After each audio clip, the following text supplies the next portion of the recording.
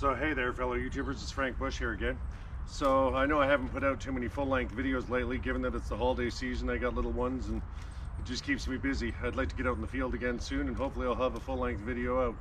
But in this video I wanted to show you some passive food procurement techniques that aren't necessarily the most common, but they're good for setting up and just hopefully helping you get food when you're out in the field.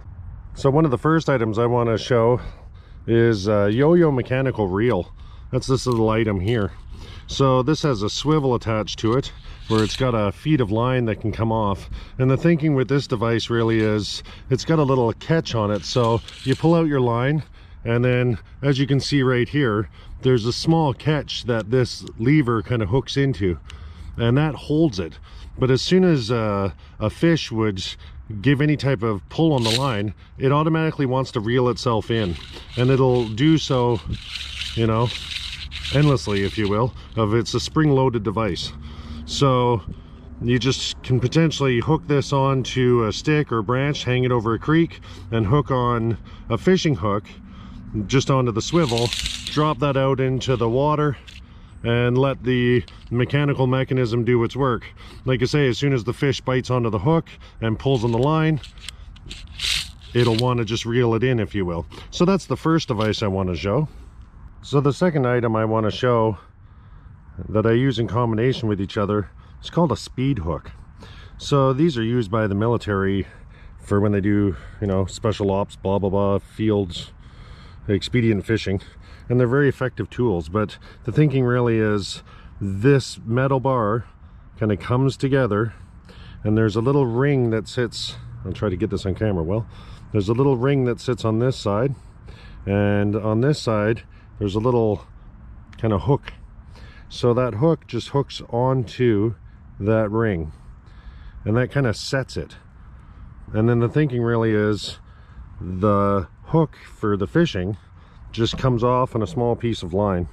So this is kind of set now, and what ends up happening is, I try to do this without getting it hooked into my finger, but what ends up happening is the fishing hook, as soon as it gets pulled on, releases and causes it to kind of set the hook in place. So it's really sensitive, so I got to be careful I don't hook myself. But this is really used for, as soon as the fish bites onto the hook, it sets the hook into the fish's mouth. That's generally speaking what it's going to do here. So I'll just try to do that on camera one more time. Like I say, I'm trying to be really cautious because these hooks are definitely sharp and I don't want to kind of get myself, but as you can see, it kind of snaps out and would set the hook in the fish's mouth. So, and you just hook a line off here and would run this off. Both the yo-yo mechanical reel and the speed hooks are very effective at catching fish on their own accord, but when used in combination with each other, they can be quite deadly. Not only do you set the hook with the speed hook, but you also reel the fish in with the reel. So I'll show a full combined set of this, where I normally have multiples of these sitting in my backpack.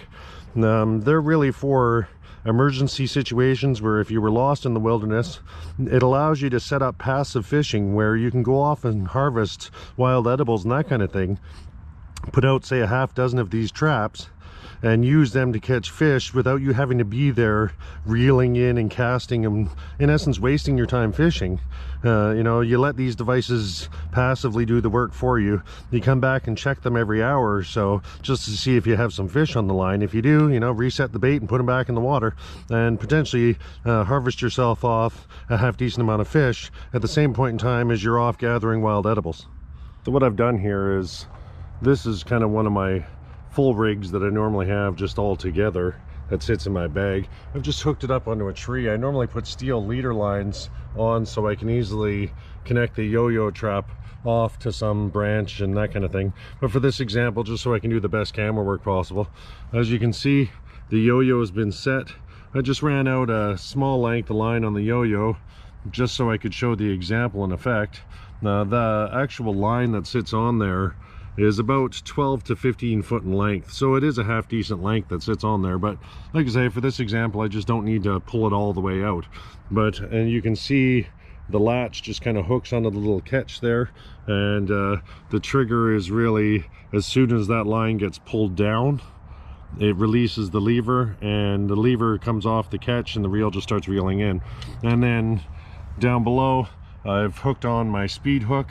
I just hooked that onto the swivel that was attached to the yo-yo trap, and then I set it as I showed earlier in the video. And then just so I don't jab my finger, you can see I just kind of used a small piece of wood to hook the hook onto, and that way when I go to actually trigger this thing, I don't turn around and get it stuck in my hand. But that's generally speaking the setup that can be used in combination with each other. So I'll switch angles now and show you just how sensitive this is and how well it'll kind of set the hook and reel. So now I'll just trigger this setup so you can get an example of kind of how everything flows. So I'm just gonna pull on this stick gently. It set the speed hook here, and the reel starts to reel up. So I'll just kind of reset that and show it to you of how fast it would actually trigger. I kind of slowed it down so you could see the different steps there, but I'll just set this back in again. Make sure my speed hook's set up. I'll set out my yo-yo, put it to a place that I want it to kind of lock at, and I'll fire it again. You can see it's super hair trigger sensitive. I barely touched that hook. I barely gave any type of pull to it. So, you know, as the full flow of things, here, I'll just kind of straighten this out. Normally it wouldn't jumble up like this if you've got a fish on the line, because the weight of the fish slows it all down. But as you can see, the speed hook fully triggered. It's always when you're doing a recording, right? Every time. So you can see the speed hook fully triggered and would have set the hook into the fish's mouth, and the reel released and just started to reel in. So, you know, if you've got smaller fish that are on the line, potentially this reel will reel them right out of the water, and you'll come back and you'll find a fish just hanging in the air. You know, if it's larger fish that were putting up a fight, this reel, like I said, it's got about 15 or 20 foot of line on it, give or take.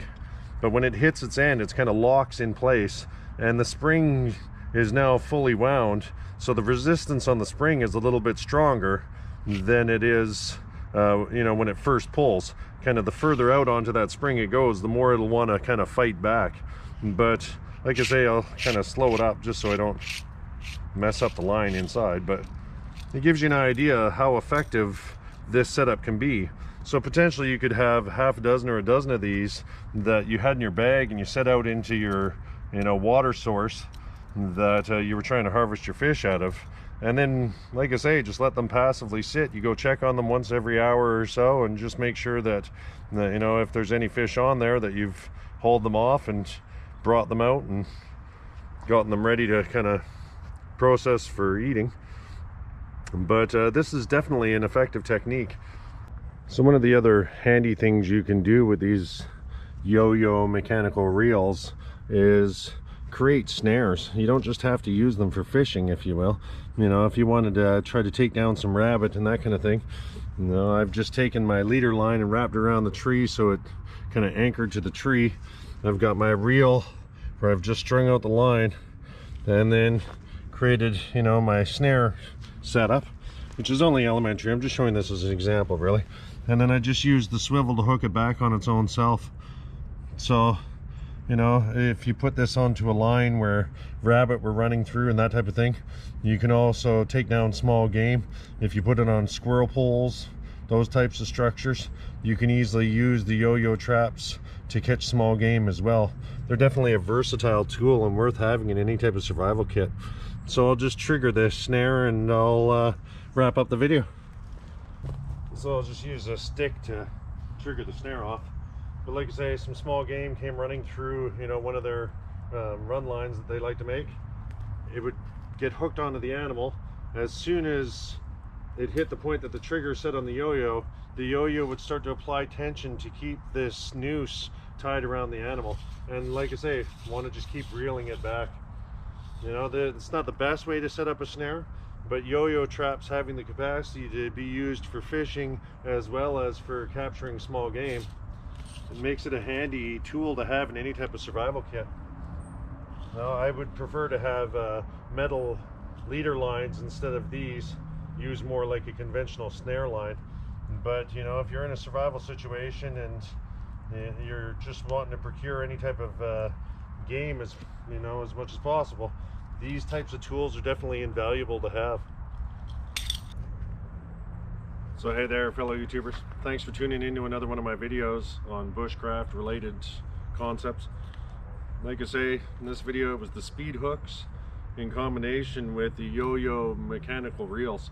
It's a great combination, or used separately. You know, when you look at the size and weight of them, I've got I think a dozen speed hooks in there, and I've got 2 yo-yo reels, easily less than a pound.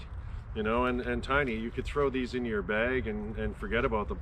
You know, if you really need them though, when it comes to a survival situation or you're in an emergency, you know, these types of things can be invaluable. I recommend anybody that goes into the woods for extended period of time, if you're near water supplies on a regular basis, you should be carrying these in your kit. Thanks for watching. Cheers.